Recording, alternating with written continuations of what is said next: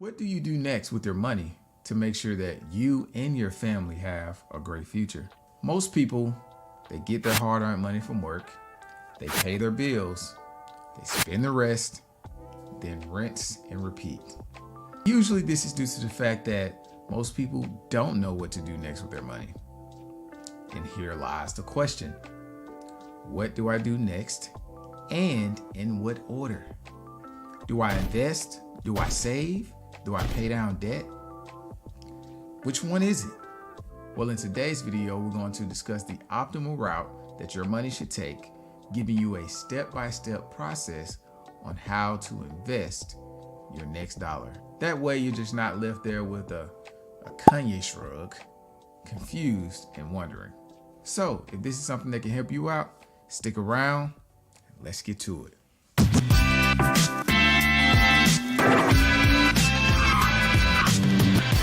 You have reached your financial destination.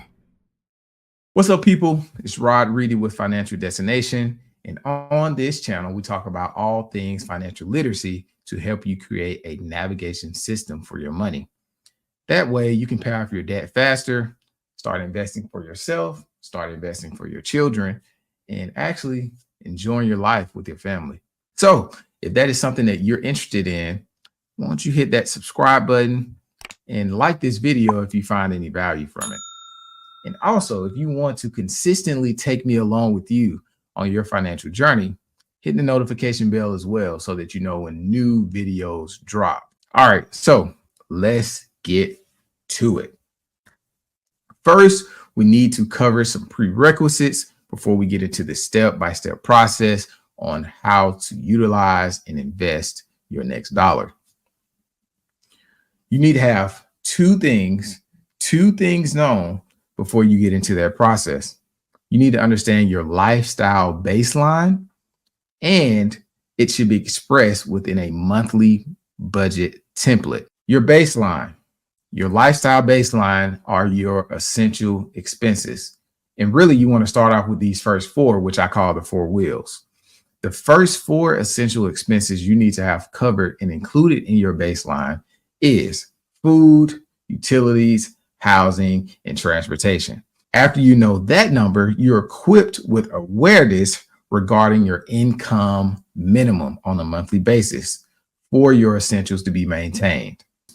So you'll use this income, your baseline essentials, and then you'll add your other lifestyle expenses to create this money roadmap, or as some people call it, a monthly budget.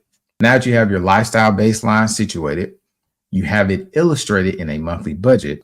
With these two items covered, I want to walk you through the optimal order of investing and utilizing your next dollar, which will be illustrated via my ultimate money navigation system. And this will be the optimal order for investing your money in 9 steps. So hang out with me. We're going to take this thing step by step to make sure you understand what to do next, so we don't have any more confusion and unnecessary stress and anxiety regarding the topic. All right, so first thing first, we want to have a cash cushion established. A cash cushion is wiggle room in your budget to make sure that you do your best to avoid overdraft fees and declined payments. Man, I hate the whole system of overdraft fees. I know the banks offer overdraft protection where you can link your account, a savings account, to a main account where you spend all of your money and take care of all of your expenses. But man, some people just end up with these overdraft fees, and it's highway robbery. I look at it really as predatory lending. An overdraft fee is an expensive loan for bad money managers. That's what I call it. So you mean to tell me that I went in the store because I wanted some Tic Tacs or a 50-cent bag of chips, and I didn't realize that my bank account was low. So you charge me $35 for a $1 charge on my card. But that sounds like 3,000% interest or something like that. I don't think it's 300 because that would be whatever the price is times 3. When you do times 30, that's 3,000% interest. If you charge me $35 for a dollar bag of chips, it's insanity. So the first thing you want to do is create a cash cushion in your bank account, which is a boundary. It is a warning. It is your way of seeing the fact that, oh, I'm about to get below. I call it the don't go below line. Think about like when you're driving, you're looking at your gas. There are a lot of people that are this way. You get down to about a quarter tank. Some people are like, oh no, I need to go get some gas immediately. Some people, like myself, would take it to the edge and like, man, I'm good. And you get really, really close. You don't end up on the side of the road, but that needle is in the red area. As you don't want to be like that when it comes to your money. But there are some people that end up that way, and then they incur overdraft fees. And it is, like I said, it is highway robbery. It is a straight line to embarrassment, especially if it's not an overdraft fee and you instead get declined and you got like 20 people behind you and $150 worth of groceries on the freaking belt. So a cash cushion is something you want to have set up first. It protects you from having overdraft fees and it protects you from the embarrassment of card declines. And this cash cushion can be as much as $1,000. It can be more. It can be as small as $100. But I would say when I think about it, I usually think about $500. And the way you get it set up initially is one month. You say, okay, I'm going to put a line item in my budget for my initial cash cushion. It'll be a one-time thing unless you go into it by spending beyond that amount in your bank account. So you set that up in your budget, you put it in the savings that month, and then the next month you put it back in your main checking account, and you don't go below that line. Keep it as it is and let it be a warning that I need to slow down my spending or change my spending. All right. So step 1 is a cash cushion. All right. Step 2. This is your initial emergency fund. It is a savings account for small common emergencies and usually something that can cover typical deductibles regarding your insurance as well for home or auto if something were to happen. So the reason you want to get this set up is you have an initial emergency fund because it helps you not go to credit cards when you have an emergency to come around. Most times when people have an emergency and they don't have cash, they end up using a credit card. And we're trying to climb out of debt. We're not trying to add more to it. So with your cash cushion and your initial emergency fund, these are two things that can increase the chances of protecting yourself from having to use a credit card. You don't want to take 2 steps forward and 5 steps backwards by going back to a credit card whenever hard times come around. And really, there are levels to this. So some people say $1,000 emergency fund. Some people say a month's worth of your lifestyle baseline, as we discussed earlier. And then some people kind of look at it like, I want to have 1 month's income as my initial emergency fund. So it's levels to it, but on a foundational level, do your best to get $1,000 in an emergency fund to kind of help you protect yourself from having to use a credit card when hard times come around. All right, so these 2 steps are the protection steps. These are the 2 steps that protect you from getting yourself in a worse situation. So as we move forward here, we're going to start talking about actually increasing your net worth by talking about how to invest your next dollars. All right. So next, you see it. We're talking about free money here. The employer 401k match if your company has this opportunity. You want to take full advantage of all opportunities to receive free money. There is nothing like a 100% on your return. I mean, on your investments. That's all a 401k match is. If you put in 3%, your company will match it. If you put in 6%, your company will match it. I can't remember what company it was, but I've heard once or twice, I've heard up to 10% in the company will match it. It's some crazy stuff out there. But if your company is offering you a 401k match, you need to take it. It is like, I don't know what other thing out there is offered that gives you a 100% return on your money. And a 401k match is that thing. So don't sleep on it. All right. So that's step 3. All right. Let's go to step 4. Step 4, high interest debt kills our wealth creation opportunities and potential.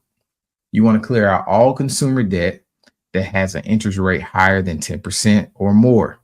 Debt with rates this high, as I stated, it heavily stagnates your wealth creation.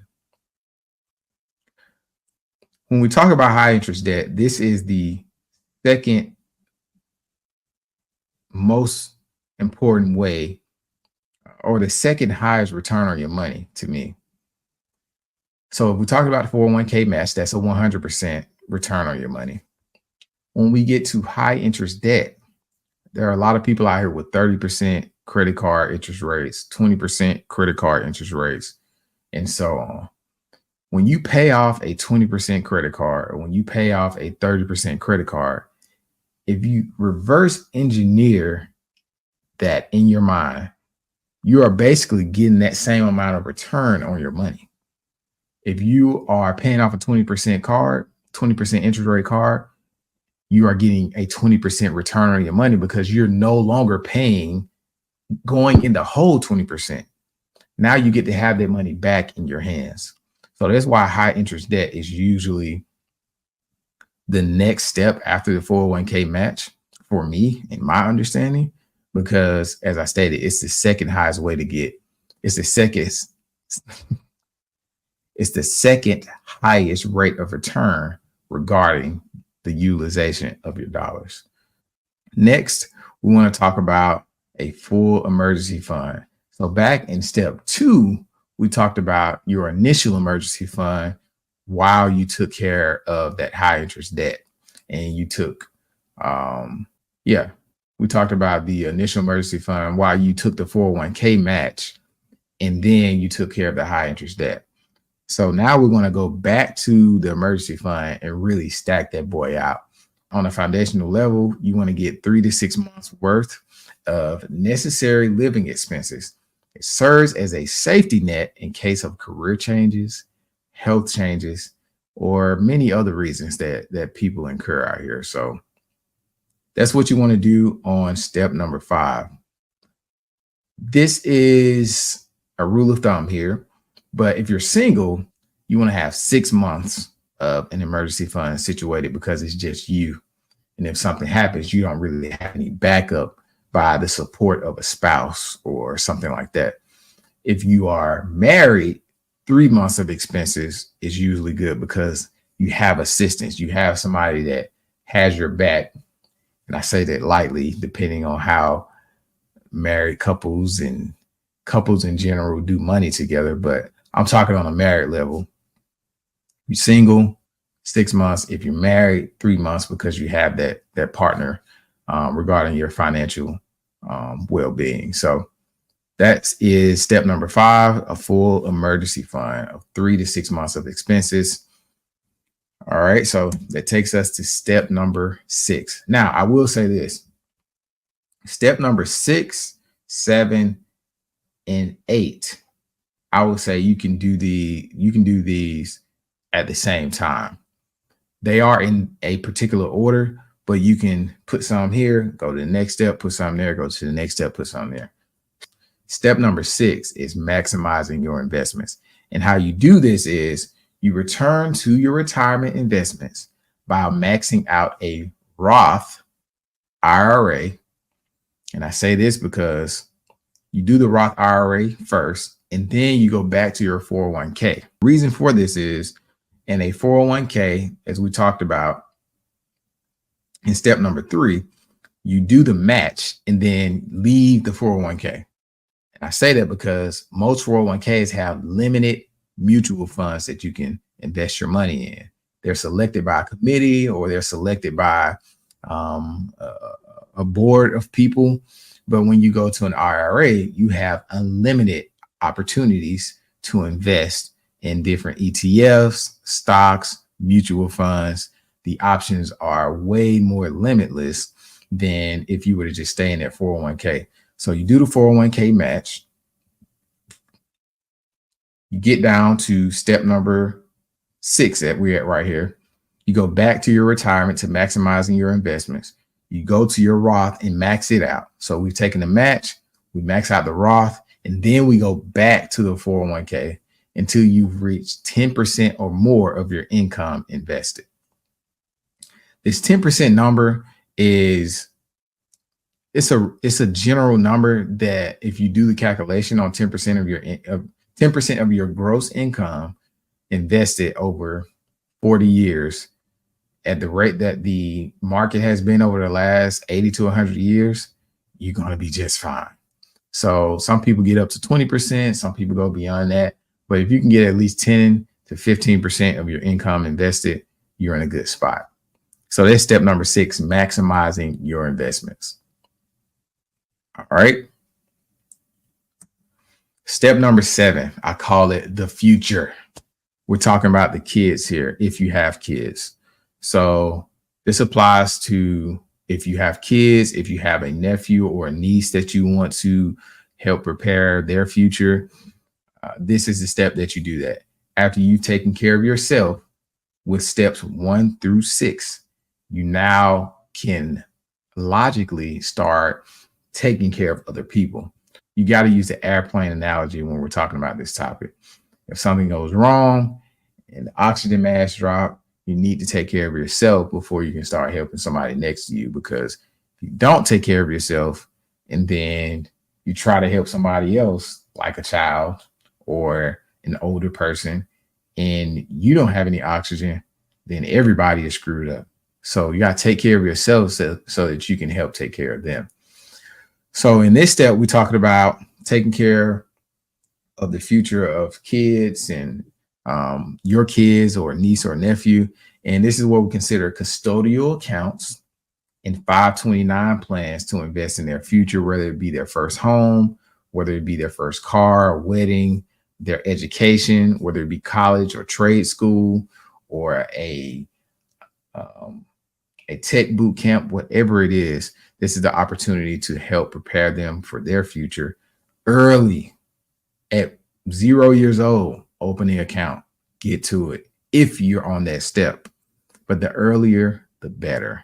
If you invest in a kid $200, $300 a month from 0 to for a custodial account, they have to get it legally. They have to be given the ownership of it at 18 or 21, depending on which state you're in. But from 0 until that age, I mean, they can end up with 6 figures at 18 to 21 years old in that range. They can end up with 6 figures, no problem. So this is the step where you take care of that. So step 7 is the future. All right, so now we're down to step number 8. Step number 8 is low interest debt. Way back up or way back over. And step number 4, we talked about a debt payoff system that included all high interest debt. Your high interest debt is attacked because those interest rates outweigh the market. The average return in the market has been around 8 to 10% over the last 100 years. Yes, there are some down years, there are some up years, but the average has been 8 to 10%. So when you have interest rates on a credit card that are way above that, double, triple that, it outweighs the earnings that you can make in the market. So think about it like this. If you have $20,000 in credit cards at 20% interest that they're charging you, and you have $20,000 in the market that has earned 10% in the market or 15% in the market. The interest on the credit cards at 20% interest will be more. It'll be taking more money away from you than you're gaining by having that same amount of money in the market. So when you think about it that way, you want to go ahead and tackle the issue that is taking money away from you so that you can maximize the opportunity to grow your money on the investing side. So now we're here at the low interest on step 8, because in most cases, these are car loans. These are, and some people have very high percentage car loans. If you can avoid doing that, please do.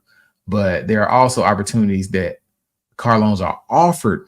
I'm talking about the opportunity to have low interest rates. So you have the opportunity to have a home with an interest rate used to be at 3%, 4%. Now we're around 6 or 7, but that's still considered low interest because the market is, recent last year did like 20% or so.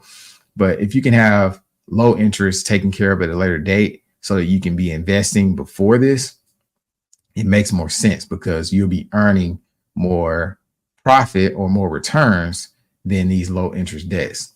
And like I said, in this case, we're talking about expediting the elimination of auto loans, student loans, and mortgages in this step. Just as a reminder, steps 6, 7, and 8 can usually be strategized and organized to handle at the same time if you can afford it. And then lastly, step number 9. This one isn't one that most people talk about, but I do want to add this on here because of the fact that these are opportunities that people can take, but these are opportunities that I would say you take after you have the basics established. And this is alternative investments. This step is where your money has chances to go beyond top speed. It can go out of space. It can go, it can just go out of the atmosphere, depending on what you do and depending on if you know what you're doing. So this stuff includes real estate, flipping. Rentals are slower, but if you flip homes and you know what you're doing, you can make a freaking killing. Cryptocurrency, you can make a killing if you do that right. Stock options, you can make a absolute killing if you do that right. It is, I've dabbled in the stock options and I understand the strategies and the premise, but the emotions, really with money, the emotions are what kill everything. But with stock options, it moves so fast that you can lose money very fast. You can make money very fast. But anyway, and then also your taxable brokerage accounts, that's not necessarily considered like an alternative investment per se, but I put it here because it's outside of the retirement lane of investing. This is your accounts that you can do yourself and invest in stocks yourself without having like a company be involved or a Roth IRA or a retirement based investing. And then there was some whole life insurance where you can go cash value as well. I put that as an alternative investment because the premiums are so high, and somebody that has debt or somebody that's still establishing their child's future, or you're still trying to max out your retirement accounts, I think whole life insurance where you can grow a cash value comes after that because the premiums will take a decent amount of your money away from you on a monthly basis. It will be a decent expense in your monthly budget. So I would call that an alternative investment as well. But most of these are what you call high risk, high reward situations. And that's why it is in step 9. That is the 9-step system that is an illustration of the ultimate money navigation system that I have. And I'm actually creating a PDF that you can download, that you will be able to download so that you have quick access to this resource so that you can say, oh, okay, all right, so what step am I on, or what step do I go to next after I finish this one? So if you're interested in that, You go to my page and you go to the resource sheet where you can get the money roadmap and put your name and email in there. It'll take you to the roadmap. If you're interested in the roadmap, go ahead and do your thing. But if this is something that you're interested in receiving at some point, once I get it all pretty and decorated in a PDF format, then go ahead and put your information there, and then we'll get that out to you. So yeah, that was the 9-step process. That is what I call my ultimate money navigation system that helps you understand the next thing that you should do with your dollars, depending on where you stand on your financial journey. So just as a recap, we talked about establishing a cash cushion as step number 1. We talked about your initial emergency fund as step number 2. Step number 3 is taking advantage of a 401k match if you have that opportunity, because that is a 100% return on your money. Next, in step number 4, we talked about paying off all of your high interest debt. And we say that because the interest rates that you have on high interest cards and loan accounts, they outpace and outweigh the profits and the returns that you can get by putting that same amount of money in the market. So that's step number 4. Step number 5 is going back to that initial emergency fund and making it a full emergency fund by getting 3 to 6 months of your foundational and essential expenses saved and placed in what I would recommend a high yield savings account, where you can gain interest on that money and it can actually grow. So step number 6, going back to your retirement, which is what we discussed in step number 3, where the 401k match was talked about. So step number 6 takes us back there, where we go back to contribute enough to where we're at 10 to 15% of our gross income. And the order of that is you want to go to your Roth IRA or an IRA first, traditional IRA first, and max it out, because you have more investing and investment opportunities that you can put your money in. And then after you do the IRA, you go to the 401k and continue to put money in it until your overall investing reaches 10 to 15% or more if you desire to do so. But anybody that is investing that amount of money is going to be in a good spot in the long run. Step number 7 is the future. This is where we talk about children and investing in their future, whether it's your kids, your niece, your nephew, somebody that you just kind of have a liking or a love for, putting money aside for them. That's where we do that after you've taken care of yourself in steps 1 through 6. Then you go and start helping others. Then step number 8 was taking care of low interest cards, accounts, any debt associated with that. You can expedite paying off those things, such as a mortgage, a car loan, or student loans. Those are the 3 that come to mind when you think about low interest debt. And then lastly, we talked about alternative investments, which are considered investments that are high risk, high reward. These are places where you can make a boatload of money and you can lose a boatload of money if you don't know what you're doing or you get caught slipping. So that is the 9-step money navigation system from Financial Destination. We will be creating a resource, a PDF that goes through these 9 steps. So if you're interested in that, go to my site, put your name and email into the resources page, and we'll get that out to you. Hopefully you got something out of this video. And if you did, I just want to remind you to hit that subscribe button and the like button, and also the notification bell to be updated when new videos come out. So hopefully this helped you guys. See you on the next one.